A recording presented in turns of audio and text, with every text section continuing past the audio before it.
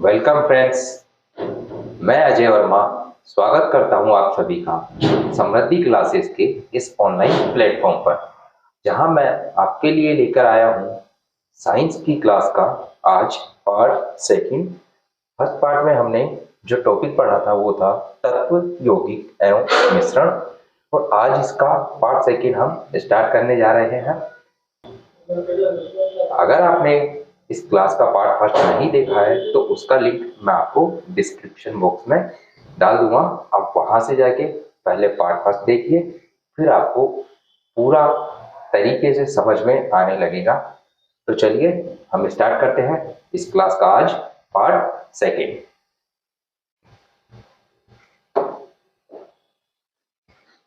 Hydrogen, देखिए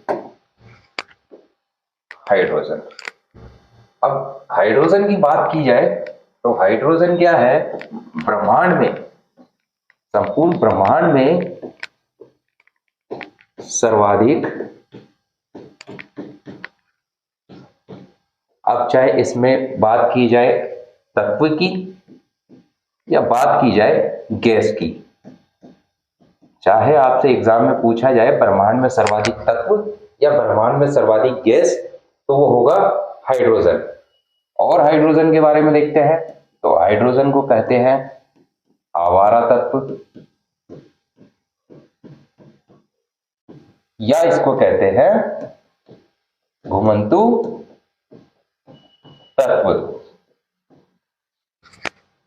और इसके बारे में देखा जाए तो हाइड्रोजन क्या है, हाइड्रोजन एक ऐसा तत्व है, हाइड्रोजन एकमात्र ऐसा तत्व है, ऐसा तत्व है जिसके पास क्या, जिसके पास कोई न्यूट्रॉन उपस्थित नहीं होता है।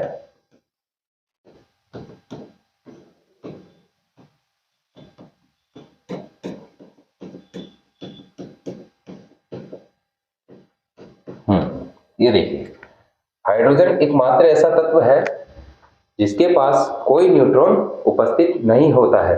वो कैसे, ये देखिए, ये हाइड्रोजन है, इसका परमाणु भार हुआ 1 और इसका द्रव्यमान संख्या हुई 1। ठीक है, देखिए कोई भी तत्व होता है जो मिलकर बना होता है प्रोटॉन और न्यूट्रॉन से, इन दोनों को मिलाकर इसका परमाणु भार निश्चित होता है। अब हमारे पास यहाँ प्रोटॉन की संख्या तो है 1, लेकिन इसका परमाणु भार 1 होने के कारण इसके पास न्यूट्रॉन है 0। तो हाइड्रोजन का सिर्फ एक अकेला ऐसा तत्व हो गया जिसके पास कोई भी न्यूट्रॉन उपस्थित नहीं होता है। चलिए थोड़ा इसके बारे में और डिटेल से देखते हैं। ठीक है, हाइड्रोजन सिर्फ एक ऐसा है जिसके पास खुद के समस्थानिक होते हैं, समस्थानिक। अब आप पूछेंगे ये समस्थानिक क्या चीज है, तो इसके लिए मैं आपको थोड़ा सा इसके बारे में बता देता हूं। समस्थानिक वो होते हैं जो एक ही तत्व के परमाणु, जैसे हाइड्रोजन है तो इसमें सारे परमाणु हाइड्रोजन के ही होंगे, तो एक ही तत्व के परमाणु जिनकी परमाणु संख्या तो समान हो, जिनकी परमाणु संख्या समान हो, जिनकी परमाणु संख्या समान हो और द्रव्यमान संख्या, ये देखिए द्रव्यमान संख्या भिन्न भिन्न हो, भिन्न भिन्न हो, वो कहलाते हैं समस्थानिक। क्या बताया मैंने, समस्थानिक एक ही तत्व के परमाणु जिनकी परमाणु संख्या तो समान हो लेकिन उनकी द्रव्यमान संख्या भिन्न भिन्न हो। ठीक है, थोड़ा सा एग्जांपल से देखते हैं इस चीज को। मैं इसको थोड़ा यहाँ कर देता हूँ। ठीक है, थोड़ा सा हम एग्जाम्पल से इस चीज को समझते हैं। जैसे हाइड्रोजन के 3 समस्थानिक होते हैं, एक हाइड्रोजन का दूसरा समस्थानिक हुआ ये, और ये हुआ हाइड्रोजन का तीसरा समस्थानिक। अब जैसा मैंने आपको कहा था कि एक ही तत्व के परमाणु जिनकी परमाणु संख्या समान हो, ये देखिए इन सब की परमाणु संख्या 1-1 है, लेकिन द्रव्यमान संख्या भिन्न भिन्न हो। ये देखिए इसकी द्रव्यमान संख्या 1 है, इसकी द्रव्यमान संख्या 2 है, और इसकी द्रव्यमान संख्या 3 है। तो ये जो फर्स्ट वाला है इसको कहते हैं हम हाइड्रोजन। हाइड्रोजन इसी को कहा जाता है।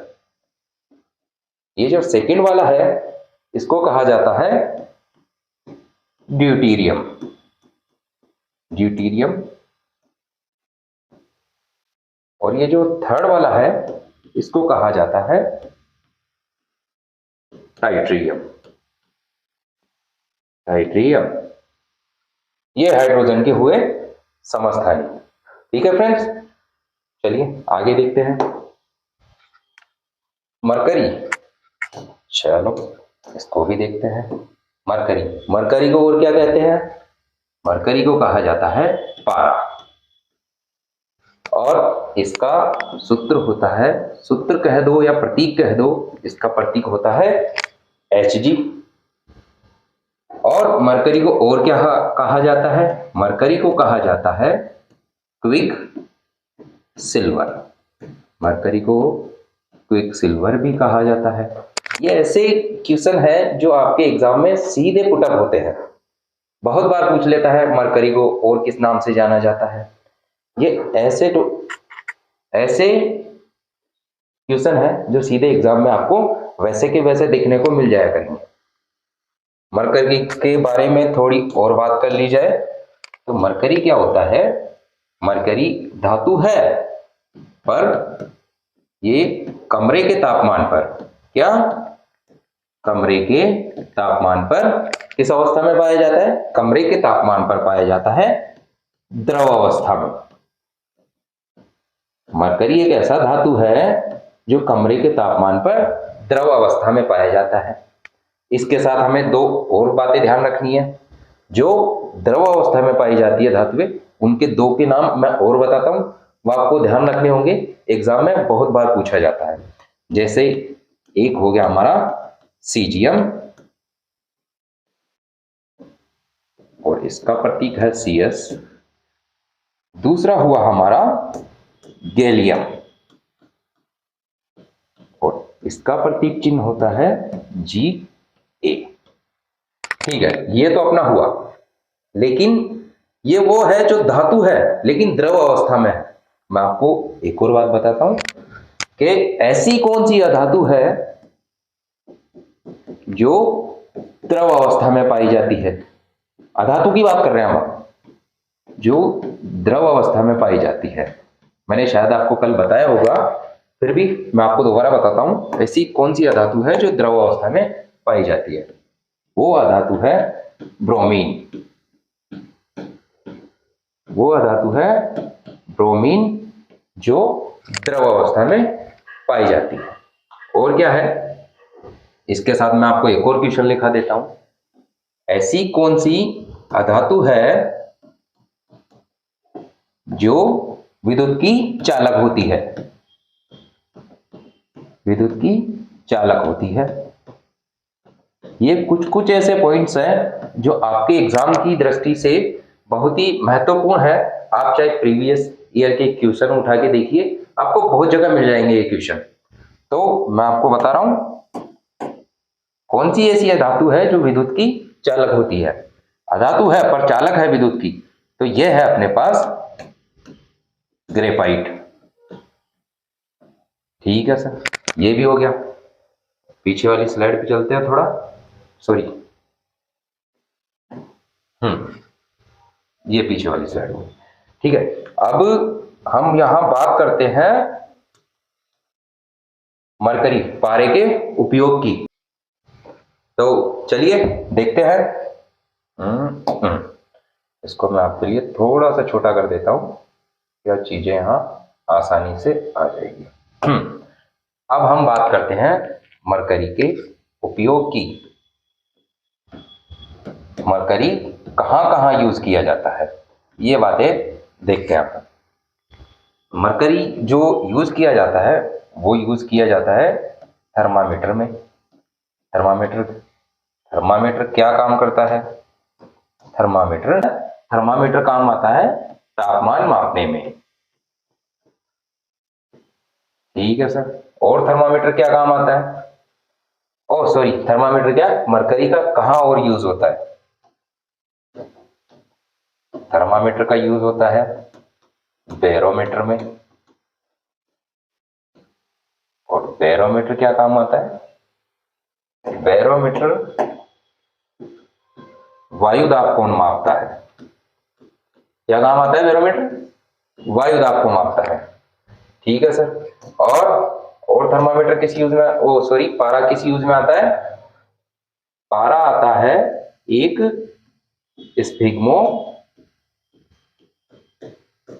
स्फिग्मोमेनोमीटर में। और ये क्या काम करता है सर? ये काम करता है रक्त दाब को मापता है। ये स्फिग्मोमेनोमीटर रक्त दाब को मापता है।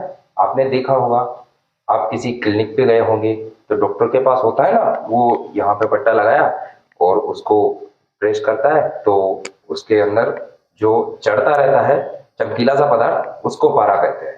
ठीक है, ये पारे के बारे में हमारी बातें हो गई। अब हम देखते हैं आगे अर्धचालक। ठीक है, अर्धचालक क्या होता है? अर्धचालक वे पदार्थ होते हैं जब इनको गर्म किया जाता है या इनको टेम्परेचर दिया जाता है तो इनमें से क्या है, इलेक्ट्रॉन रिलीज होते हैं। इलेक्ट्रॉन इनसे रिलीज होते हैं और ये इलेक्ट्रॉन रिलीज होने पर एक चालक की तरह व्यवहार करते हैं। चालक की तरह व्यवहार करते हैं मतलब इनमें विद्युत धारा का प्रवाह होने लगता है। क्या होता है? विद्युत धारा का प्रवाह होता है।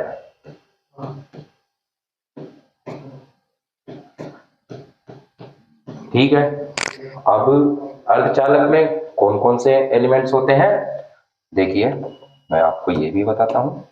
अर्धचालक में पहला होता है सिलिकॉन, जिसका प्रतीक चिन्ह होता है SI। और दूसरा होता है जर्मेनियम, जिसका प्रतीक चिन्ह होता है GE। ठीक है, और ये दोनों किस यूज में आते हैं? ये दोनों किस यूज में आते हैं? इन दोनों का यूज किया जाता है कंप्यूटर चिप बनाने में। इन दोनों का यूज किया जाता है कंप्यूटर चिप बनाने में। ये दोनों अर्धचालक सिलिकॉन और जर्मेनियम, इनका यूज कंप्यूटर चिप बनाने में किया जाता है। ठीक है, आगे देखते हैं मैग्नीशियम हाइड्रोक्साइड। ठीक है, इसका फॉर्मूला क्या होता है? सॉरी, MgOH2, ये होता है मैग्नीशियम हाइड्रोक्साइड का फॉर्मूला। बहुत बार एग्जाम में इसका डायरेक्ट फॉर्मूला भी हमसे पूछा जाता है। ठीक है, मैग्नीशियम हाइड्रोक्साइड किस काम में आता है? देखिए मैं बताता हूं आपको। हमारे आमाशय में क्या है, एक अम्ल पाया जाता है, उसको कहा जाता है HCl, यानी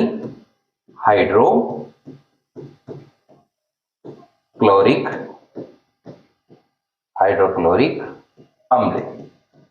जब इसकी मात्रा हमारे आमाशय में बढ़ जाती है तो एसिडिटी होती है। एसिडिटी होती है, बहुत बार होती है, जिसके लिए हम मार्केट से इनो लेते हैं। उसमें क्या होता है, मैग्नीशियम हाइड्रोक्साइड होता है जो हमारे आमाशय में बढ़ी हुई अम्लीयता को कम करने का काम करता है। और एसिडिटी को कम करने के लिए जो आता है उसे कहा जाता है मिल्क ऑफ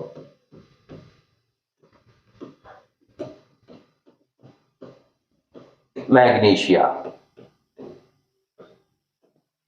और यह मिल्क ऑफ मैग्नीशिया क्या है?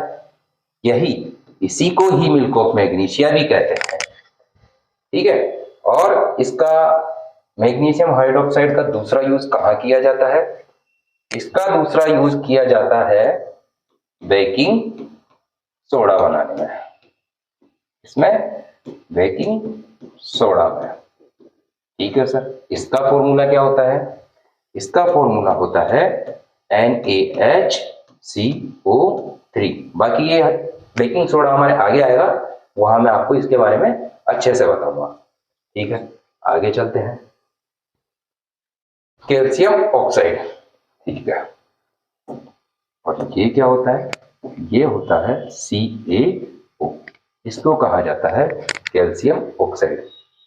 इसका यूज कहाँ किया जाता है? इसका यूज किया जाता है सीमेंट बनाने में, है में सीमेंट बनाने में। और सीमेंट में कौन कौन से पदार्थ मिले होते हैं? सीमेंट में होता है एक तो सिलिका, उसके साथ होता है चूना, और सिलिका को आप जानते ही हो SiO2 कहते हैं। ये दोनों को मिलाया जाता है। जब इनको 1500 डिग्री पर गर्म किया जाता है, 1500 डिग्री सेल्सियस पर जब इनको गर्म किया जाता है, और इसमें एक तत्व और मिलाया जाता है सल्फर। सल्फर क्या काम करता है? सल्फर क्या काम करता है? सल्फर ये निर्धारित करता है कि सीमेंट की जो जमने की दर होगी, क्या? सीमेंट के जमने की दर को निर्धारित करता है सल्फर। सीमेंट के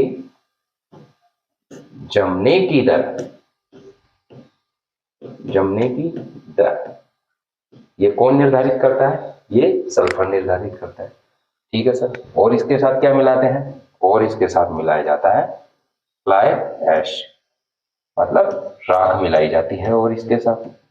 ठीक है, ये इतनी बातें हुई हमारी सीमेंट के बारे में, सॉरी, ये इतनी बातें हुई हमारी सीमेंट के बारे में। ठीक है, अब बात की जाए सीमेंट की खोज किसने की थी? ये देखिए, सीमेंट की खोज किसने की थी? सीमेंट की खोज की जोसेफ ऑस्पिडस ने। जोसेफ ऑस्पिडस ने सीमेंट की खोज की। और विश्व का पहला सीमेंट कौन सा था? ये भी बहुत बार क्वेश्चन आया है एग्जाम में और आता भी रहता है। विश्व का पहला सीमेंट कौन सा था? वो था पोर्टलैंड सीमेंट। पोर्टलैंड सीमेंट ये विश्व का पहला सीमेंट था। ठीक है, चलिए आगे देखते हैं।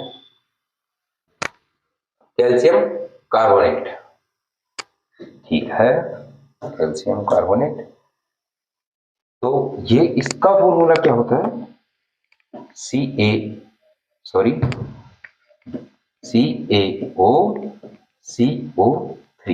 इसको कहते हैं कैल्शियम कार्बोनेट। और इसका कहाँ यूज होता है?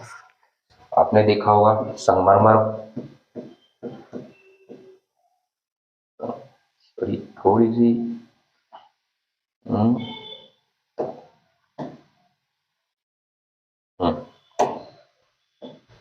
संगमरमर बनाने में आपने देखा होगा ताजमहल संगमरमर का बना हुआ है।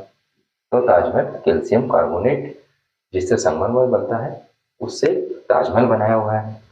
और कैल्शियम कार्बोनेट कहाँ होता है? आपने देखा होगा अंडे के ऊपर जो वाइट पदार्थ होता है जिसे जर्दी कहते हैं, अंडे की जर्दी जो होता है ना, वो अंडे के ऊपर वाइट वाला जिसको तोड़ते हैं, उसे वो कैल्शियम कार्बोनेट का होता है। और एक कैल्शियम कार्बोनेट का कहाँ यूज मतलब यूज नहीं, कैल्शियम कार्बोनेट हमें कहाँ मिलता है? दूसरा हमें मिलता है जो घरों में अपन पेंटिंग करते हैं चूने की, तो जब उस पेंटिंग करने के बाद जब वो सूखता है हवा में, तो उसकी जो पपड़ियां निकलती है, सफेदी की जो पपड़ी निकलती है, वो पपड़ी किसकी होती है? वो होती है कैल्शियम कार्बोनेट की। तो जो सफेदी की पपड़ी, सॉरी ये गलत लिख दिया थोड़ा सा मैंने, थोड़ा सा गलत हो गया बस। सफेदी की जो पपड़ी निकलती है वो किसकी होती है? वो होती है कैल्शियम कार्बोनेट की। चलिए आगे देखते हैं क्या है हमारे पास। जिप्सम। जिप्सम जिप्सम का मैंने आपको पीछे बताया थोड़ा, पर मैं यहां भी आपको थोड़ा बता देता हूं। तो जिप्सम का फॉर्मूला क्या होता है? जिप्सम का फॉर्मूला होता है यार, ठीक है, जिप्सम का फॉर्मूला होता है CaSO4 dot 2H2। CaSO4 dot 2H2 ये होता है जिप्सम का फॉर्मूला। और इसको क्या कहा जाता है? इसको कहा जाता है कैल्शियम और सल्फेट। इसको कहा जाता है कैल्शियम सल्फेट। ठीक है। जिप्सम को जब गर्म किया जाता है, जिप्सम को जब गर्म किया जाता है तो क्या मिलता है? क्या मिलता है? जिप्सम को गर्म करने पे हमें प्राप्त होता है पीओपी। पीओपी होता है प्लास्टर ऑफ पेरिस, इसे कहा जाता है पीओपी। ठीक है। और इसका यूज कहाँ होता है? अच्छा पहले मैं आपको इसका फॉर्मूला बता देता हूं, सही है। तो इसका फॉर्मूला होता है CaSO4 डॉट हाफ H2O। ये होता है प्लास्टर ऑफ पेरिस का फॉर्मूला। बहुत बार एग्जाम में पूछा गया है, बहुत बार पूछा जाता है। ठीक है। इसका यूज कहाँ होता है? आपको पता होगा, बचपन से पढ़ते आ रहे हैं। इसका यूज होता है मूर्तियां बनाने में, और हड्डी वड्डी टूट जाती है तो उसका प्लास्टर चढ़ाने में पीओपी का यूज किया जाता है। ठीक है दोस्तों, पीओपी का यूज मैंने बताया आपको मूर्तियां और प्लास्टर बनाने में, प्लास्टर लगाने में किया जाता है। ठीक है। और मैं हल्का सा आपको इसके बारे में थोड़ा सा और बता देता हूं कि ये CaSO4 हाफ H2O है क्या चीज। इसको बोलते हैं, ये देखिए इधर लिख देता हूं मैं, इसको बोलते हैं calcium sulphate. Sulphate, calcium sulphate semi, semi या हेमी कुछ भी बोल दीजिए, सेमी या हेमी हाइड्रेट, हाइड्रेट, हाइड्रेट। ठीक है। देखिए फ्रेंड्स, बताया मैंने आपको CaSO4 हाफ H2O को कहा जाता है कैल्शियम सल्फेट सेमी या हेमी हाइड्रेट, ये इसको कहा जाता है। थोड़ा सा इसके बारे में और देख लेते हैं अपन। इसकी बात कर रहे हैं अपन, कैल्शियम सल्फेट सेमी या हेमी जो हाइड्रेट है, इसकी बात कर रहे हैं। कई बार अपने को क्या है एग्जाम में इसके जो फॉर्मूला है इसको थोड़ा चेंज करके दे दिया जाता है कंफ्यूज करने के हिसाब से। तो उसमें क्या करते हैं, इस फॉर्मूले को बना दिया जाता है 2CaSO4 डॉट H2O। घबराने की कोई बात है ही नहीं। यहां CaSO4 का एक अणु था, यहां CaSO4 के दो अणु हो गए, मतलब इस पूरी रिएक्शन को 2 से मल्टीप्लाई किया तो ठीक है, यहाँ 2CaSO4 हो गया, यहाँ हाफ था, जब 2 से मल्टीप्लाई किया तो यहाँ ये एक H2O का पूरा एक अणु हो गया। तो फॉर्मूला वही है, बस ये हमें कंफ्यूजन करने के लिए ये फॉर्मूला कभी ये देते हैं या ये देते हैं, होता दोनों एक ही चीज है। ठीक है। आगे देखते हैं हम क्लोरीन। क्लोरीन, क्लोरीन, ठीक है। सही है। क्लोरीन क्या है? क्लोरीन है एक गैस, और क्लोरीन का यूज कहाँ किया जाता है? क्लोरीन का यूज किया जाता है पानी के शुद्धिकरण में। पानी के शुद्धिकरण में आपने देखा होगा, जब आप लोग कभी स्विमिंग पूल वगैरह गए होंगे तो आपने देखा होगा वहां का जो पानी होता है उसका रंग अलग ही होता है, क्योंकि उसमें क्या है, पानी के अंदर क्लोरीन मिलाई जाती है। और क्लोरीन का दूसरा यूज कहाँ किया जाता है? वो किया जाता है विरंजक चूर्ण बनाने में। विरंजक चूर्ण बनाने में क्लोरीन का उपयोग किया जाता है। और विरंजक चूर्ण को क्या कहा जाता है? ये फॉर्मूला आपको ध्यान रखना है, ये फॉर्मूला बहुत बार आता है। इसको कहा जाता है CaOCl2। CaOCl2। अच्छा, और वैसे इसको क्या कहा जाता है? कैल्शियम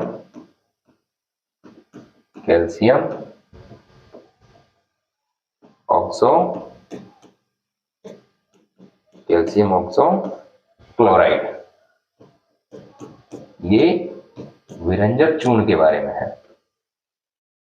जो विरंजक चूर्ण है उसको CaOCl2 कहा जाता है, और इसको कहा जाता है कैल्शियम ऑक्सो क्लोराइड। ठीक है, आगे देखते हैं। ब्रोमीन। ब्रोमीन के बारे में मैंने आपको पहले बता दिया, दोबारा बताता हूं। ये एक द्रव अधातु है। द्रव अधातु है, वैसे मैंने आपको इसके बारे में बता दिया, और कोई बात नहीं, द्रव अधातु है। ब्रोमीन का सिंगल यूज नहीं होता है कहीं भी। इसको क्या है, Ag बोले तो चांदी, चांदी के साथ इसका यूज किया जाता है, मतलब अर्जेंटम, उसके साथ इसको मिक्स करके और इसका यूज किया जाता है। और ये दोनों मिलकर क्या बनाते हैं? ये दोनों मिलकर बनाते हैं सिल्वर ब्रोमाइड। क्या बनाते हैं? Silver bromide. ठीक है सर, सिल्वर ब्रोमाइड बनाया इन्होंने। और इसका यूज कहाँ किया जाता है सिल्वर ब्रोमाइड का? सिल्वर ब्रोमाइड का यूज किया जाता है फोटोग्राफी में। एग्जाम में बहुत बार ऐसे क्वेश्चन होते हैं कि सिल्वर ब्रोमाइड का यूज किया कहाँ जाता है, तो आपको ध्यान रखना है जो सिल्वर ब्रोमाइड होता है उसका यूज किया जाता है फोटोग्राफी में। इधर हमारे पास बचा है आयोडीन। अब ये भी अगर आपको मैं बताऊं तो क्या ही बात हुई, चलो मैं फिर भी आपको बता ही देता हूं। आयोडीन क्या होता है? आयोडीन होता है एक चमकीला, मैंने ये बात आपको कल वाली क्लास में बताई थी, शायद आपने नोटिस नहीं किया, पर आप एक बार दोबारा देखिएगा उस क्लास को। अगर आपको पूरा अच्छे से समझना है तो आयोडीन क्या होता है? एक चमकीला अधातु है, चमकीला अधातु। और इसका यूज सर, इसका यूज भी वही Ag के साथ मिक्स करके AgI होता है, इसको कहते हैं सिल्वर आयोडाइड। क्या कहा जाता है? Silver iodide. ठीक है सर। और अब मैं आपको बताता हूं कि ये जो आयोडीन है, इसकी अगर मानव शरीर में कमी हो जाती है, उससे क्या होता है? उससे गलगंड रोग हो जाता है। जो हमारे गले में थायराइड ग्रंथि होती है, इसके आसपास सूजन हो जाती है, उसे गलगंड रोग हो जाता है। और जब आयोडीन का सेवन किया जाता है तो ये क्या करता है हमारे शरीर में? इसका यूज होता है, ये करता है, क्या करता है ये थायरॉक्सिन, एक हार्मोन होता है, थायरॉक्सिन हार्मोन, जिसको रिलीज करता है। आयोडीन हमारे शरीर में थायरॉक्सिन हार्मोन को रिलीज करता है। और आयोडीन का कहाँ यूज होता है? आयोडीन का यूज होता है, आपने देखा होगा, सुना भी होगा, कृत्रिम वर्षा। जो कृत्रिम वर्षा करवाई जाती है उसमें भी आयोडीन का इस्तेमाल किया जाता है। ठीक है, चलिए आगे देखते हैं। फास्फोरस। आगे मिला हमें फास्फोरस। ठीक है, फास्फोरस कितने प्रकार के होते हैं पता है कुछ आपको? फास्फोरस होते हैं 3, जनरली जो देखे जाते हैं वो 3 ही प्रकार के होते हैं। पहला होता है लाल फास्फोरस। कौन सा? लाल फास्फोरस। ठीक है सर। दूसरा कौन सा होता है? दूसरा होता है हमारा सफेद फास्फोरस। दूसरा कौन सा? सफेद फास्फोरस। ओके। और तीसरा कौन सा होता है? तीसरा होता है काला फास्फोरस। काला फास्फोरस। ठीक है सर, तीनों आपने बता दिए, पर हल्का सा इनका यूज भी पता चल जाता तो सही रहता। ठीक है, हम आपको यूज भी बताते हैं। लाल फास्फोरस कहाँ यूज किया जाता है? लाल फास्फोरस यूज किया जाता है दिया सलाई में। ठीक है, लाल वाला हो गया। क्योंकि सर सफेद, ये सफेद वाला यूज किया जाता है जो अपने घरों में चूहे बढ़ जाते हैं तो जो चूहों को मारने की दवा बनाई जाती है, उस दवा में सफेद फास्फोरस का इस्तेमाल किया जाता है। और काला फास्फोरस यूज किया जाता है ब्रोंज बनाने में। ब्रोंज नहीं जानते? मेडल नहीं होते अपने, गोल्ड, सिल्वर, ब्रोंज, वो ब्रोंज बनाने में काले फास्फोरस का यूज किया जाता है। ठीक है, आगे देखते हैं क्या है हमारे पास। Hydrogen peroxide. हाइड्रोजन पेरोक्साइड होता क्या ये होता है H2 और O2, इसको कहा जाता है हाइड्रोजन पेरोक्साइड। आपने देखा होगा बचपन में हम लोग कहीं खेलने जाते हैं, गिर जाते हैं, चोट वोट लग जाती है, मम्मी हाथ पे या पाँव पे जहाँ भी चोट लगती है हमें दवा लगाती है। वो दवा कौन सी होती है? टिंचर। बचपन में वो देखा होगा। अब तो फिर बहुत सारे उपचार होते हैं, जो टिंचर बनती है उसमें हाइड्रोजन पेरोक्साइड का यूज किया जाता है। और हाइड्रोजन पेरोक्साइड का कहाँ यूज होता है? इसका यूज होता है पुराने, जो बहुत पुराने टाइम के फोटो होते हैं उनको सुरक्षित रखने में इसका इस्तेमाल किया जाता है। इसका क्या है, उसके ऊपर सुरक्षित रखने में इस्तेमाल होता है वैसे। और किया क्या जाता है, जो हाइड्रोजन पेरोक्साइड है उसको फोटो के ऊपर लेप किया जाता है, जिससे वो फोटो लंबे टाइम तक सुरक्षित रहते हैं। लेकिन ज्यादा लंबे टाइम तक सुरक्षित नहीं रह पाते तो क्या किया जाता है, हाइड्रोजन पेरोक्साइड के साथ क्या मिलाया जाता है? ग्लिसरीन मिलाया जाता है। और ये ग्लिसरीन क्या काम करता है? ठीक है, ये देखिए ग्लिसरीन क्या काम करता है। हाइड्रोजन पेरोक्साइड जब ग्लिसरीन के ऊपर लगाया जाता है तो ये जो हाइड्रोजन पेरोक्साइड है उसके संसारण को रोकता है। संसारण कहे तो उसके विखंडन को रोकता है, उसके विखंडन को कम करता है, ताकि फोटो और लंबे समय तक सुरक्षित रह पाए। तो ये मैंने आपको इसके यूज बताया, और ये है हाइड्रोजन पेरोक्साइड, ये अपना हुआ। ठीक है, आगे चलते हैं। तो आगे मिला अपने को क्या? भारी जल को बोलते हैं D2O। ठीक है, इसका यूज कहाँ किया जाता है पहले मैं बता देता हूँ, उसको कहते क्या है। कहने की बात आ जाए तो चलो कुछ भी तो क्या ही कहना, इसको हम कह देते हैं ड्यूटेरियम ऑक्साइड। क्या कहते हैं? Deuterium oxide. ठीक है, और इसका यूज कहाँ किया जाता है? इसका यूज किया जाता है जो बड़े बड़े परमाणु संयंत्र होते हैं जहां से बिजली उत्पन्न होती है, वहां जो भट्टियां लगी हुई होती है, वहां उन भट्टियों के शीतलक या मंदक के रूप में इसका यूज किया जाता है। जो नाभिकीय भट्टियां होती है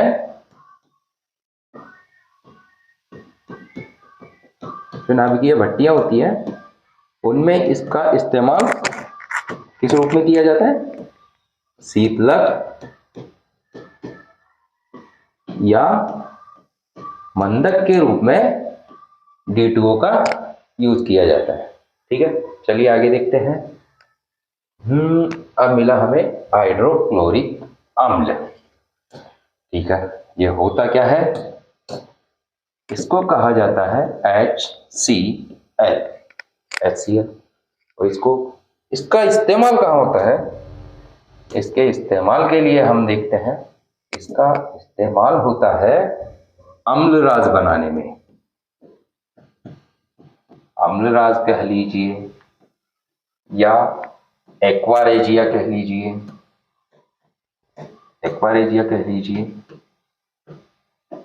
या आप इसको रॉयल जल कह लीजिए। रॉयल जल कि सर ऐसा भी कोई जल होता है। और मैं अब इसका यूज बता रहा हूं आपको।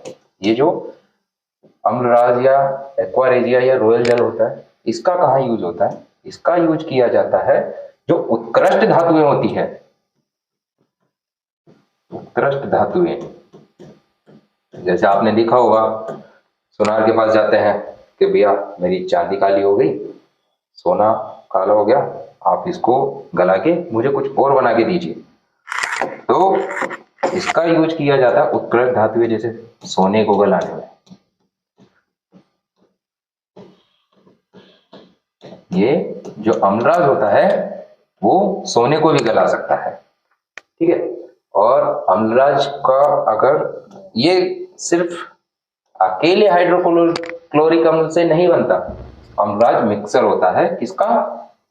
एक तो इसमें होता है हाइड्रोक्लोरिक अम्ल और दूसरा क्या होता है? HNO3, मतलब नाइट्रिक अम्ल।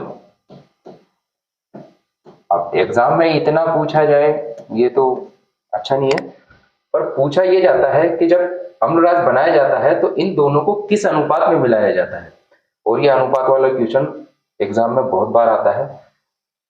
इसको 3 अनुपात में मिलाते हैं और इसको मिलाते हैं 1 अनुपात में। इन दोनों को मिलाकर अम्लराज बनाया जाता है। ठीक है, कभी कभी इसमें एक को इस साइड करता है, 3 को उस साइड करता है, ऐसा करके एग्जाम में बहुत कंफ्यूजन किया जाता है। तो ये मैंने आपको बता दिया, आप एक बार इसको ध्यान से देखिएगा। आगे देखते हैं सल्फ्यूरिक अम्ल। सल्फ्यूरिक अम्ल सही है। सल्फ्यूरिक अम्ल को क्या कहा जाता है? इसको कहा जाता है H2SO4। क्या कहते हैं?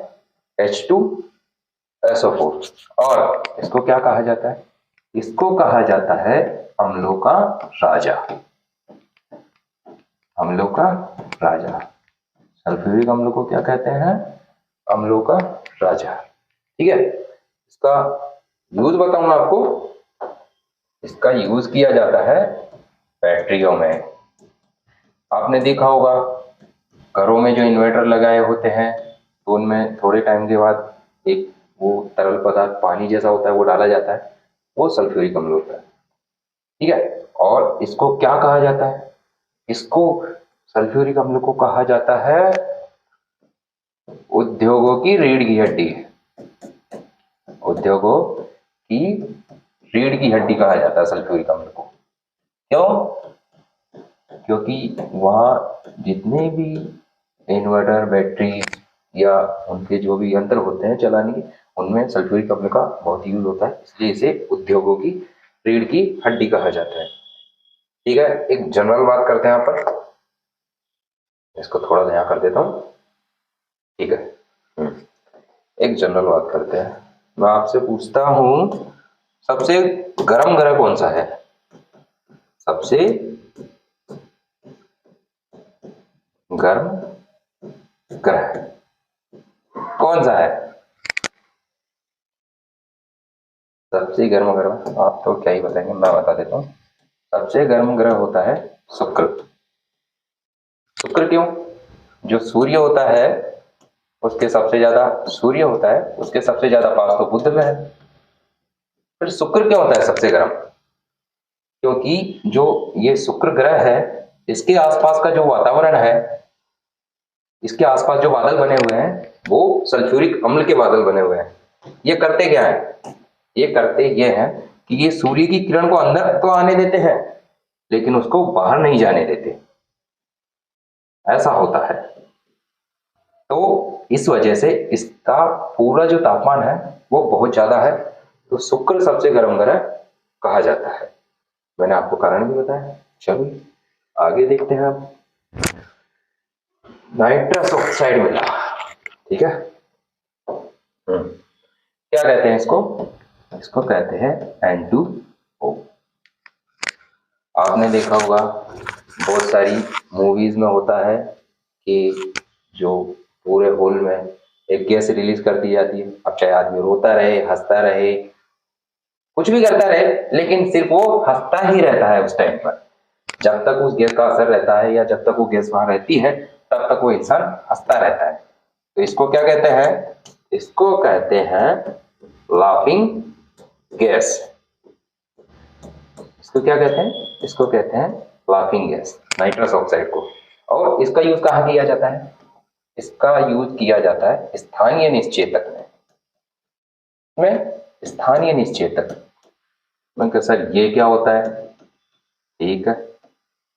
आपने देखा होगा मूवीज में बहुत अक्सर मिलता रहता है कि किसी को बेहोश करना है, एक रुमाल लगाया, थोड़ी दवा डाली, सुंघाया और आदमी बेहोश, उठा के ले। लेकिन स्थानीय निश्चेतक क्या होता है, इसका वैसे तो उपयोग उपचार में किया जाता है।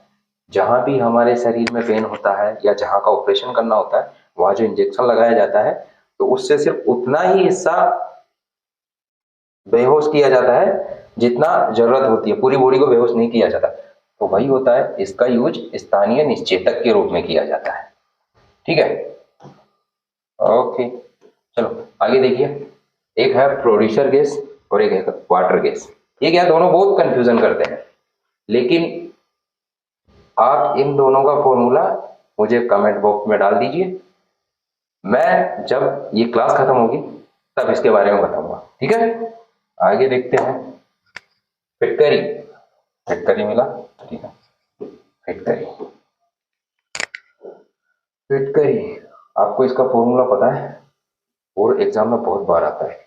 ये चीजें जो होती है ना एग्जाम में आती है, इनके फॉर्मूले ये लंबे लंबे होते हैं, ठीक है। तो इसका फॉर्मूला क्या होता है, इसका फॉर्मूला होता है K2SO4 Al2 SO4 3.24 H2O।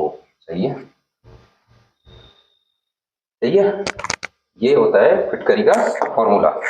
ये देखिए K2SO4 Al2 SO4 3 और 24 H2O, ये होता है फिटकरी का फॉर्मूला, ठीक है सर। फॉर्मूला हो गया और इसका यूज, ठीक है, इसका यूज भी आपको बताते हैं। यूज इसका किया जाता है, इसका यूज किया जाता है रक्त स्कंदन में। जब आप शेविंग की दुकान पर जाते हैं और कटिंग या शेविंग करवाते हैं तो कहीं आप पे कट लग जाता है, तो होता नहीं है वो एक हल्की सी टिकिया लाके आपके लगा देता है, उससे क्या होता है, ब्लड आना बंद हो जाता है, रक्त स्कंदन वही होता है। फिटकरी का यूज रक्त स्कंदन में किया जाता है। और दूसरा, और सर और कहाँ यूज किया जाता है फिटकरी का यूज, हम लोगों ने पानी इतना गंदा कर रखा है कि पानी को शुद्ध करने के लिए बहुत सी चीजों का यूज किया जाता है। फिटकरी भी वैसा ही है, फिटकरी का यूज भी पानी के शुद्धिकरण में किया जाता है। जब पानी को गर्म किया जाता है तो उसमें फिटकरी मिलाई जाती है, उससे क्या होता है, ये अशुद्धियों को नीचे बैठा देता है, ठीक है। तो रक्त स्कंदन में और पानी के शुद्धिकरण में फिटकरी का यूज किया जाता है। बाकी जो ये फिटकरी का फॉर्मूला है आप इसको याद रखिए, एग्जाम में बहुत बार पूछा जाता है, ठीक है। अब हमारे पास है फेरस सल्फेट। फेरस सल्फेट, इसका फॉर्मूला, इसका फॉर्मूला होता है FeSO4.7H2O। क्या होता है, FeSO4.7H2O, ठीक है सर। इसको क्या कहते हैं, चलो इसी कलर से लिख देता हूँ, इसको कहा जाता है हरा तोता। हरा तोता नहीं, हरा तोता। ये फेरस सल्फेट को हरा तोता कहा जाता है। और काय में यूज आता है? इसका यूज किया जाता है मोहर लवण बनाने में। क्या? मोहर लवण बनाने में। मोहर लवण बनाने में फेरस सल्फेट का यूज किया जाता है। चलिए आगे बढ़ते हैं। साधारण नमक, ये तो आप सभी जानते हैं। साधारण नमक क्या होता है? NaCl। ओके, ठीक है सर, ये तो हमें भी पता है। इसका रासायनिक नाम, तो इसका रासायनिक नाम होता है सोडियम क्लोराइड। क्या होता है? Sodium chloride. ठीक है, तो मैंने आपको साधारण नमक का बताया NaCl, और इसको कहा जाता है सोडियम क्लोराइड। ठीक है, अब हमें मिला है खाने का सोडा। ठीक है, खाने का सोडा क्या कहते हैं सर इसको? सर इसको कहते हैं बेकिंग सोडा। Baking soda. मतलब सर और क्या कहते हैं? तो भैया और कहते हैं इसको व्यंजक सोडा। क्या? व्यंजक सोडा। ठीक है, इसका फॉर्मूला, चलिए इसका फॉर्मूला देखिए। इसका फॉर्मूला होता है NaHCO3।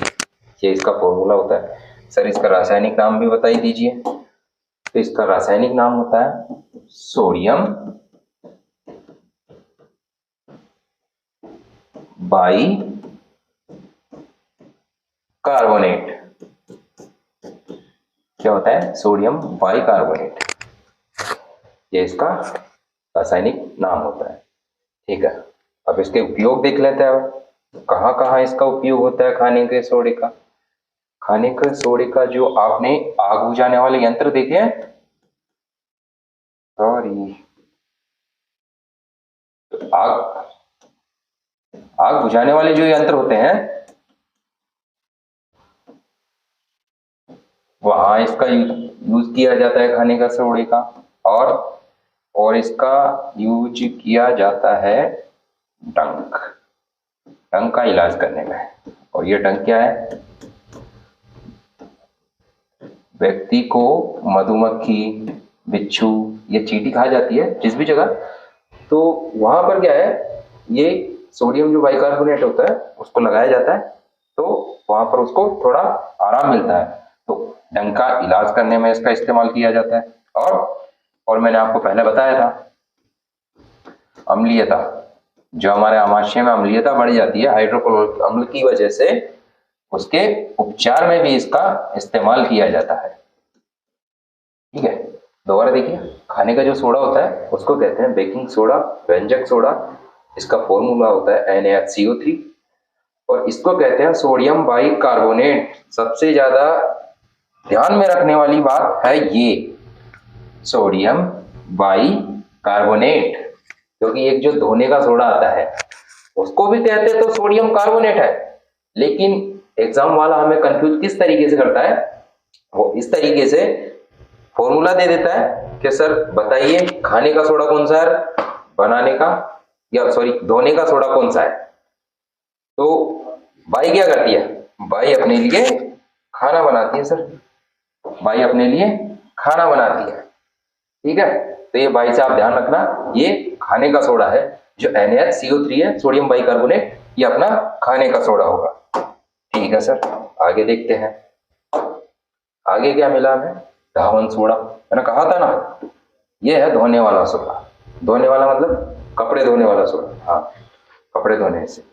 ठीक है, धावन सोडा।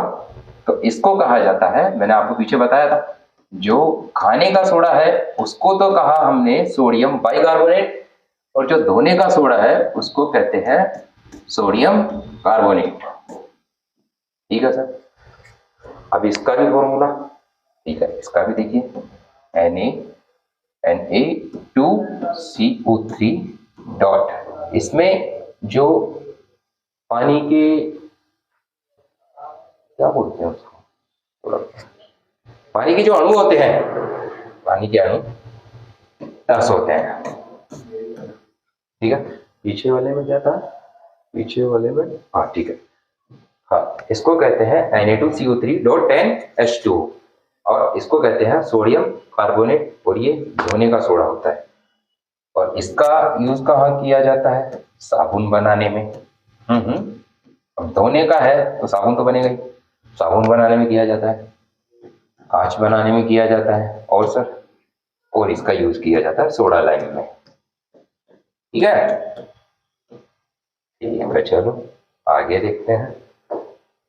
अब हमारे पास क्या है, नौसादार। नौसादार क्या होता है, नौसादार होता है NH4Cl, ये होता है नौसादार। और सर यूज कहाँ किया जाता है, तो देखिए सर इसका यूज किया जाता है, जो बर्तन होते हैं, बर्तनों की कलाई करने में इसका यूज किया जाता है। ठीक है, और शुष्क सेल देखा आपने, बचपन में पढ़ा भी है, सुना भी है, देखा भी है। जो शुष्क सेल होता है उसमें इसका इस्तेमाल किया जाता है। वो नहीं होता, बचपन में देखा होगा ना अपन ने साइंस की क्लास में, ये यहाँ पे ग्रेफाइट की छड़ लगी होती है, उसके ऊपर ये टोपी लगी होती है, ये कार्बन की छड़ होती है, इसके अंदर जो ये भरे हुए होते हैं उसमें नौसादार होता है। ठीक है, ओके। और जो नौसादार एक नमक भी होता है, नौसादार नमक होता है ना, वो क्या होता है, सॉरी, जो नौसादार नमक होता है, नौसादार नमक ये क्या करता है, जब इसको नौसादार नमक को, ये नौसादार नमक है, जब इसको खुले में छोड़ते हैं, वायु में छोड़ते हैं, तो ये क्या करता है, जैसे ये ठोस है तो ठोस से ये द्रव अवस्था में नहीं बदलता है, क्या, ये पेन ले लेते हैं, ठोस से ये द्रव अवस्था में नहीं बदलता है, ठोस से ये सीधा गैस बन जाता है। जब इसका उदरोपातन होता है, जब इसका उदरोपातन होता है तो ये ठोस से सीधा गैस में बदल जाता है। ठीक है, चलिए देखते हैं अब अपने पास क्या है, शुष्क बर्फ।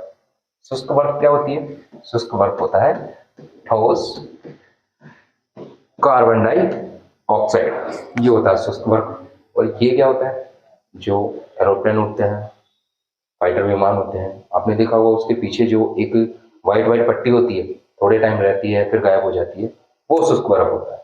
ठीक है, चलिए आगे देखते हैं। चलना, हाँ, lunar caustic, lunar caustic, lunar caustic.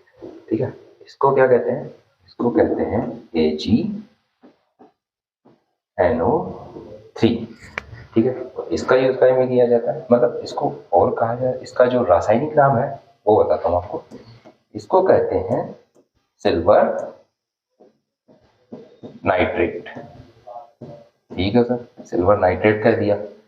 इसका ये उपयोग देखते हैं, इसका उपयोग कहीं में किया जाता है, इसका उपयोग किया जाता है जो चुनावी स्याही होती है, चुनावी स्याही जो हाथों पर लगाए जाते हैं उसमें इसका इस्तेमाल किया जाता है। और आज, हाँ इससे याद आया, आज क्या है, आज है चुनाव वाला दिन, तो आप सभी अपना मतदान दीजिए। आपके एक वोट से देश को चलाने वाले लोगों को, आपके उस वोट की जरूरत है, तो आपको अपना मतदान जरूर करना है। ठीक है, अब हमारे पास मिला लाल दवा, ये लाल ले लिया, ये लाल दवा हो गया।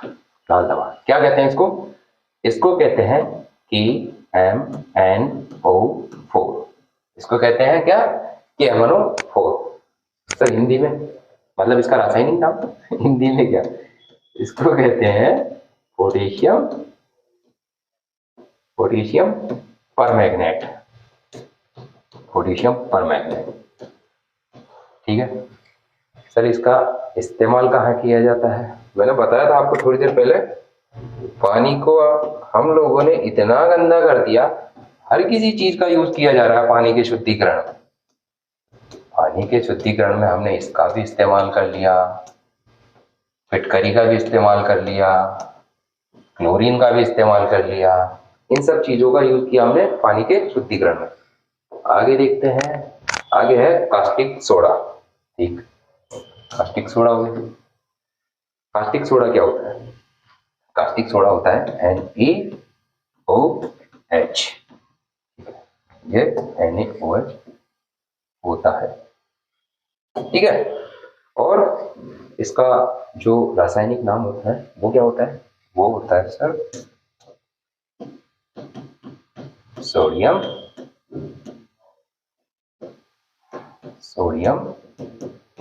हाइड्रोक्साइड। क्या होता है? Sodium hydroxide.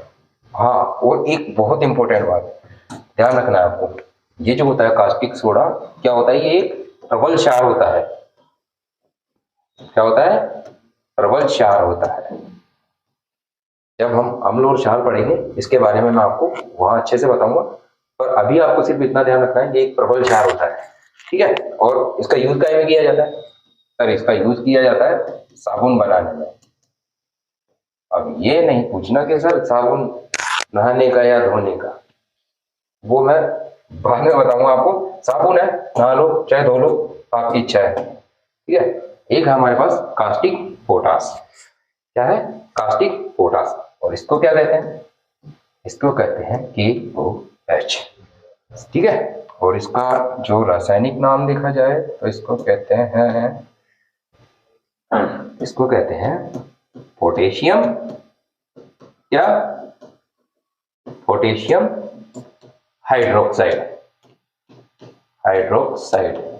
मैं ये जितनी भी चीजें आपको बता रहा हूं, या तो ये एग्जाम में आ चुकी है, और आ चुकी नहीं, बहुत बार ये रिपीट हुए हैं। मैं वही चीजें सेलेक्ट करके आपको बता रहा हूँ अच्छी अच्छी, जो आपके एग्जाम की दृष्टि से बहुत ही महत्वपूर्ण है। आपने अगर इनका रिवीजन अच्छे से किया तो ये आपके लिए बहुत ही लाभदायक होने वाली है, ठीक है। और सर इसका इस्तेमाल काय में किया जाता है? ये तो मैंने आपको बताया था, साबुन है, नहा लो चाहे धो लो, आपकी इच्छा है। लेकिन इसका इस्तेमाल किया क्या कहा जाता है? नहाने का साबुन बनाने में। क्या? नहाने का साबुन। और नहाने का साबुन कैसा होता है? खुशबूदार। तो इसका इस्तेमाल किया जाता है नहाने का साबुन बनाने में, ठीक है। आगे देखते हैं क्या है? नीला तोता, ठीक है। नीला तोता, एक होता है हरा तोता, ये मैंने आपको अभी थोड़ी देर पहले बताया था, 2-3 स्लाइड पहले बताया था आपको। नीला तोता, हरा तोता, एक होता है सफेद तोता, ठीक है। इनका फॉर्मूला क्या होता है सर? इनका फॉर्मूला होता है CuSO4.2H2, सॉरी थोड़ा सा मिस्टेक, यहाँ पे 2 नहीं होता, ये होता है 5H2। काफी, ये होता है CuSO4.5H2, ठीक है। ये होता है FeSO4.7H2, ठीक है सर। ये होता है ZnSO4.7H2, सही है। ये इन तीनों का फॉर्मूला है, ठीक है। अब मैं आपको इनका रासायनिक नाम भी बता देता हूँ, इनको कहते क्या क्या है, ठीक है। तो ये जो ऊपर वाला है इसको कहते हैं, सब नीले तोते को कहते हैं कॉपर सल्फेट, इसको कहते हैं कॉपर सल्फेट, इसको कहते हैं फेरस सल्फेट। क्या? Ferrous sulphate.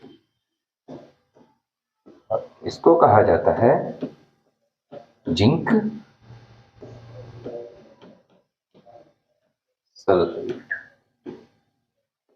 क्या कहते हैं? Zinc sulphate. और जो सर ये नीला वाला है, नीला तोता, इसको और क्या कहते हैं?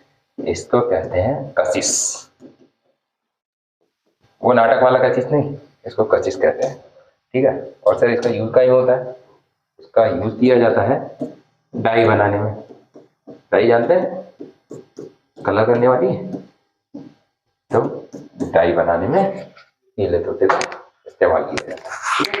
आगे देखते हैं अल्कोहल। क्या बात है, अल्कोहल। ये वाला लेते हैं, ठीक है। एल्कोहल क्या होता है, एल्कोहल दो तरीके की होती है, एक तो होता है स्प्रिट, स्प्रिट या फिर मैथेनॉल, स्प्रिट या फिर मैथेनॉल, जिससे क्या बनती है, इससे बनती है जहरीली शराब।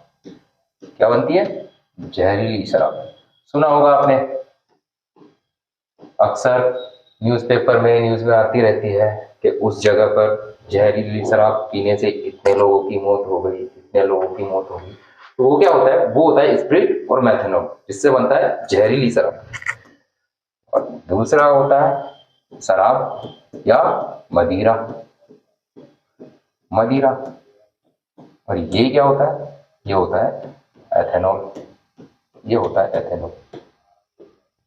खैर बुरी तो दोनों ही होती है, पर ये थोड़ी ज्यादा बुरी होती है, ये जहरीली होती है, इसे पीने से लोगों की मौत भी हो जाती है। और शराब जो मदिरा है इसे कहा जाता है एथेनॉल, ठीक है। अब जब ये एथेनॉल है तो इसका एक सूत्र भी है, ठीक है। उस सूत्र को कहते हैं CH3, दिख रहा है, हाँ, CH3CH2OH, सही है। ये होता है एथेनॉल का सूत्र, CH3CH2OH, ठीक है। और आपने सुना होगा ज्यादा शराब पीते हैं क्या होता है उनको, उनका लीवर डैमेज होता है, ठीक है। और लीवर डैमेज होता है तो आपको याद रखना है कि अल्कोहल से कौन सा रोग होता है, लीवर को कहते ही है यकृत।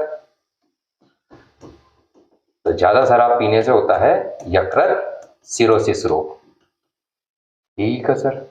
इसका लीवर डैमेज हो गया, इसको यकृत सिरोसिस रोग हो गया।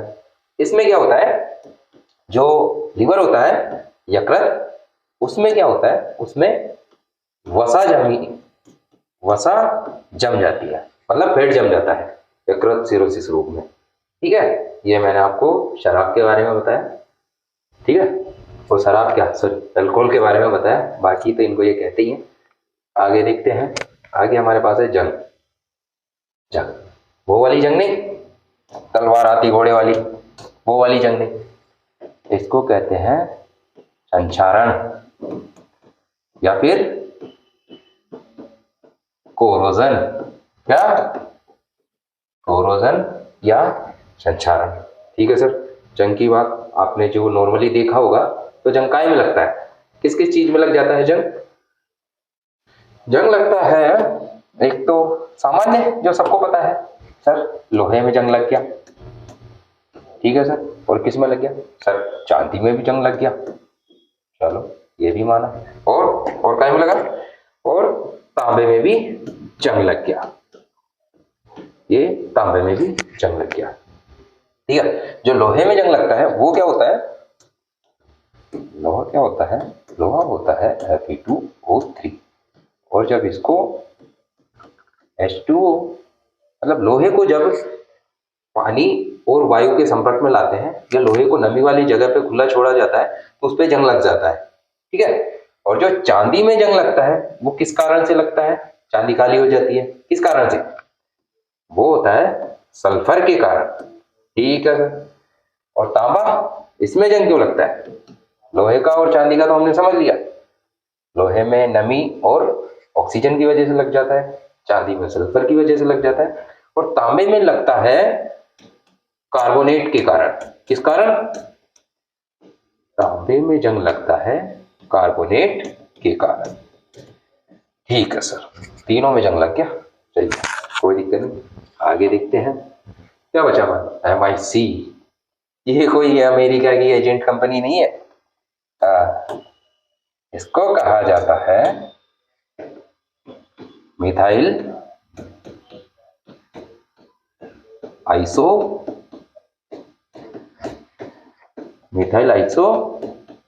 आइसोसाइनाइड, इसको कहा जाता है मिथाइल आइसोसाइनाइड। अब कुछ ही टॉपिक बचे हैं, मैं देखा कि क्या इतनी क्लास को फिर अगली क्लास अपलोड करना, मैं आज आपको थोड़ा सा टाइम ज़्यादा लूँगा, लेकिन आज इस टॉपिक को हम लोग पूरा खत्म कर देंगे, सही है। क्योंकि जब हमारी नेक्स्ट क्लास होगी तो हम एक नए टॉपिक के साथ मिलेंगे आपको। हाँ, तो MIC क्या होता है? MIC मैंने बताया आपको, मिथाइल आइसोसाइनाइड। आपने सुना होगा भोपाल गैस त्रासदी, सुना होगा भोपाल गैस त्रासदी। और ये क्वेश्चन एग्जाम में बहुत बार आया है, आता भी है, भोपाल गैस त्रासदी। तो वहां जो गैस रिलीज हुई थी, रिलीज तो अलग बात हो गई, लीक हुई थी, वहां जो गैस रिलीज हुई थी वो थी मिथाइल आइसोसाइनाइड। ठीक है, और ये भोपाल गैस त्रासदी हुई कब थी? ये हुई थी 3 दिसंबर 1984 को। कब? 3 दिसंबर 1984 में। डेट भी आपको याद रखनी है और गैस भी आपको ध्यान रखनी है, मिथाइल आइसोसाइनेट। हाँ, एक और बात, क्या सर कौन सी फैक्ट्री से ये गैस लीक हुई थी? उस फैक्ट्री का नाम था यूनियन कार्बाइड फैक्ट्री। ये जो यूनियन कार्बाइड फैक्ट्री थी, यहां से ये गैस लीक हुई थी। और कब हुई थी भोपाल गैस त्रासदी? 3 दिसंबर 1984 को। ये डी है, ठीक है, 3 दिसंबर 1984 को। और कौन सी गैस लीक हुई थी? Methyl isocyanate. एग्जाम में पूछा जाता है। CNG, ठीक है, CNG को क्या कहते हैं? हिंदी में लिख देता हूं, कंप्रेस्ड नेचुरल गैस। इंग्लिश में भी लिखना है क्या? एक ही बात है यार। CNG क्या होता है? कंप्रेस्ड नेचुरल गैस, ठीक है। और सर और कुछ बात है इसके बारे में? इसको हिंदी में कहा जाता है संपीड़ित प्राकृतिक गैस। क्या कहते हैं? संपीड़ित प्राकृतिक गैस। और इसमें सर्वाधिक कौन सी गैस होती है? इसमें सर्वाधिक गैस होती है इसमें, चलो इससे लेते हैं, सर्वाधिक गैस होती है मीथेन। सर्वाधिक गैस कौन सी होती है? मीथेन होती है CH4, 4 है, ये 4 है ना। मीथेन होती है CH4। सर्वाधिक गैस CNG में सर्वाधिक गैस कौन सी होती है? मीथेन। संपीड़ित प्राकृतिक गैस या कंप्रेस्ड नेचुरल गैस। हाँ, एक और बात, ये जो LPG है, तो CNG जो होती है वो LPG से हल्की होती है। CNG जो होती है, CNG LPG से हल्की होती है, CNG गैस, ठीक है। अब बात करते हैं अपन LPG की। LPG को क्या कहते हैं? LPG को कहते हैं,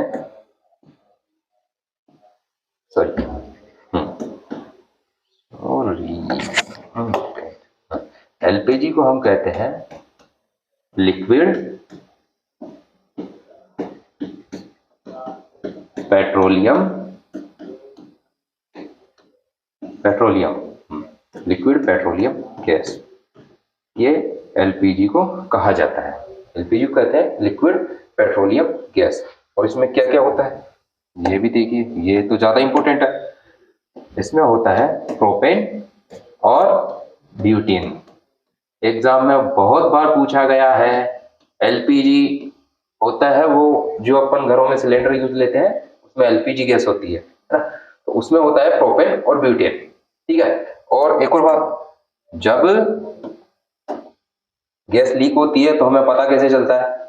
कहते हैं ना कि स्मेल आ रही है, गैस शायद लीक हो रही है। तो उसके लिए क्या है, इसमें एक गैस मिलाई जाती है जिसको बोलते हैं थायोल। क्या कहते हैं? थायोल या मरकैप्टन। थायोल या मरकैप्टन, यह गैस इसमें मिलाई जाती है।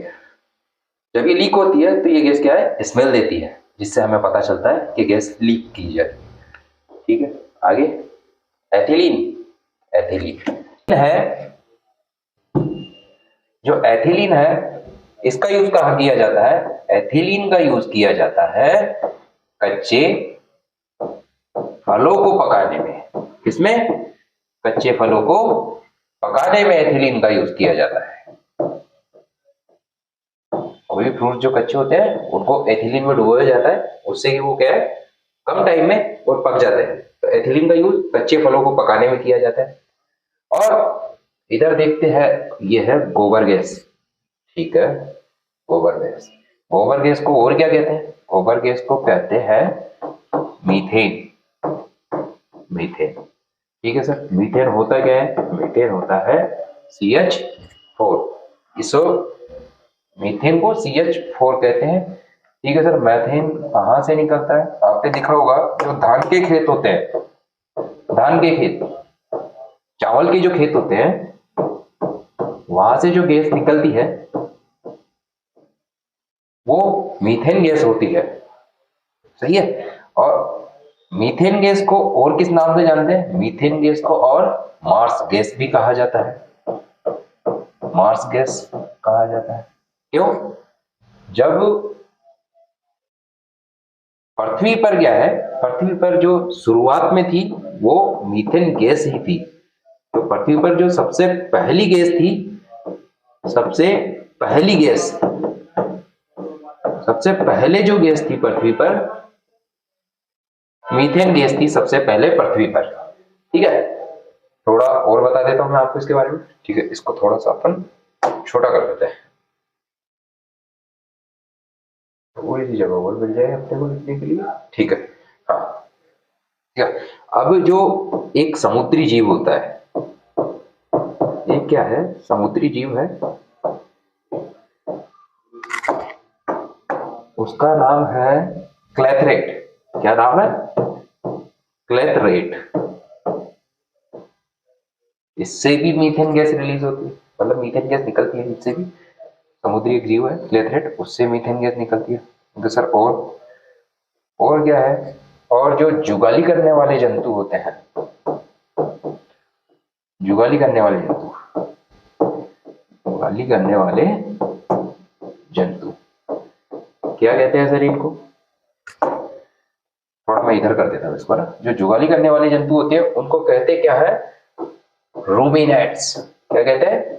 रूमिनेट्स जंतु। रूमिनेट जंतु कहते हैं इनको। जब ये जुगाली करते हैं इनसे भी मीथेन गैस निकलती है। ठीक है। मीथेन गैस देखो क्या है, गोबर गैस जो होती है उसी को मीथेन गैस कहते हैं, CH4। ठीक है। कहां से निकलती है? धान के खेत से निकलती है। इसी गैस को मार्स गैस भी कहते हैं। मीथेन जो पृथ्वी पर सबसे पहले यही गैस थी, मीथेन गैस। समुद्री जीव है एक क्लेथरेट, जिससे गैस निकलती है। और जो जुगाली करने वाले जंतु होते हैं, रोमिनेट्स जंतु, उनसे भी मीथेन गैस निकलती है। यह सारा हुआ मीथेन गैस के बारे में। और एग्जाम में बहुत बार मीथेन के बारे में क्वेश्चन आता है, कई बार पूछ लेता है कि धान के खेतों से निकलती है, कौन से जंतु मीथेन गैस का उत्सर्जन करते हैं, ये होता है। जुगाली करने वाले जंतु को क्या कहते हैं, ये आप देखिए। मैंने जितना आपको सारा सब कुछ बताया है वो आपके एग्जाम की दृष्टि से सारा सब कुछ बहुत ही महत्वपूर्ण है। अब कुछ तो इनमें से ऐसे हैं जो एग्जाम में एक नहीं, दो बार नहीं, 10-10 बार आए हुए हैं। आप चाहे प्रीवियस ईयर के क्वेश्चन उठा के देखिए, और आप इनको जितना बार देखोगे ये आपके लिए उतने ही अच्छे हैं। मैंने आपको बहुत ही अच्छे तरीके से समझाने की कोशिश की है। ये थोड़ा और देखते हैं हम। हमारे पास क्या है? द्रव नाइट्रोजन। मैंने आपको वही चीजें बताई है। मैं आपके लिए ज्यादा थ्योरी, मैं आपको यहाँ थ्योरी लिखवाता रहता, उससे कोई मतलब नहीं था। मैंने जो अपने एग्जाम के लिए, कॉम्पिटिटिव एग्जाम के लिए जो जरूरी था वो सारी चीजें मैंने आपको यहाँ बताई है। ठीक है। द्रव नाइट्रोजन, हाँ देखिए, द्रव नाइट्रोजन क्या होता है? द्रव नाइट्रोजन होता है -196 डिग्री सेल्सियस पर द्रव नाइट्रोजन प्राप्त किया जाता है। ये माइनस है ना, -196 डिग्री सेल्सियस पर द्रव नाइट्रोजन प्राप्त किया जाता है, द्रव नाइट्रोजन। ठीक है। और एक प्रोसेस होता है, उसको क्या कहते हैं? Cryo preservation. क्रायो प्रिजर्वेशन, उसमें द्रव नाइट्रोजन का इस्तेमाल किया जाता है। कैसे? क्रायो प्रिजर्वेशन क्या होता है ये देखिए। क्रायो प्रिजर्वेशन होता है जो कृत्रिम रूप से, क्या? कृत्रिम रूप से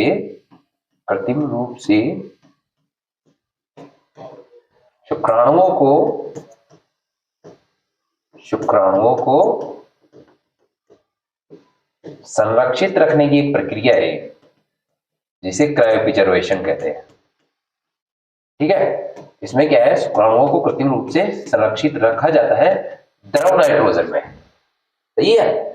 और आपने बहुत बार देखा होगा, कहीं आप नाटक, रामलीला या कहीं जो नाटक देखने गए होंगे तो वहां जो धुआं के बादल होते हैं ना, धुआं के बादल होते हैं या नीचे से धुआं निकलता रहता है, वो द्रव नाइट्रोजन ही होता है। वो भी द्रव नाइट्रोजन के ही बने होते हैं। ठीक है, आगे देखते हैं हम थोड़ा सा ये कृत्रिम श्वसन। कृत्रिम श्वसन क्या होता है? कृत्रिम श्वसन में आपने देखा होगा कि जो गोताखोर होते हैं, जो समुद्र पे